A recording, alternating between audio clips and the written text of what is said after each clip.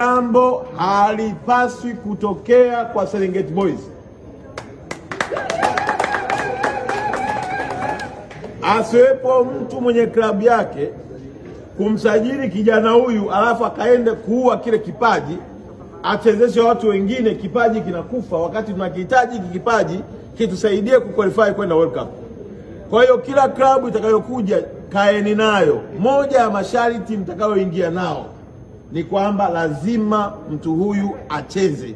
Kama hawezi kucheza, basi turudishie mtu wetu, tumtafutie sehemu nyingine kwenda kucheza, kwa sababu bila kucheza hawezi kukua, bila kucheza hawezi kupata experience, bila kucheza hawezi kuwa na exposure, na fitness yao haitakuwa njema wakati tunahitaji kama taifa 2030 watu wezeshe kuingia kwenye World Cup. Jamani, nawashukuru sana marubani wetu jamani.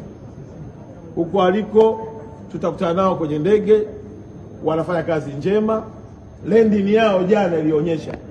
Na kwa wale ambao mfahamu, mmoja wa rubani ni mtoto wa Mzee Zelote aliyekuwa mkuu wa mkoa RPC, lakini pia mwenyekiti wa chama wa mkoa wangu wa Arusha, lakini pia mwingine rubani yule mama yake ni mama yangu mimi, muumini mwenzangu wa Kawe Living Water. Nimejisikia faraja kuona naendeshwa na marubani wazawa, watoto wa Kitanzania wanaendesha Dreamliner bila shida yoyote. Tumelendi vizuri, tunawashukuru sana na timu yao yote, na naamani ya kwamba shukrani zetu zitawafikia na Mungu ataendelea kuwalinda na atupe uheri, turudi salama, tukapokelewe salama, tukawe na shamla kwa sababu sisi ni washindi.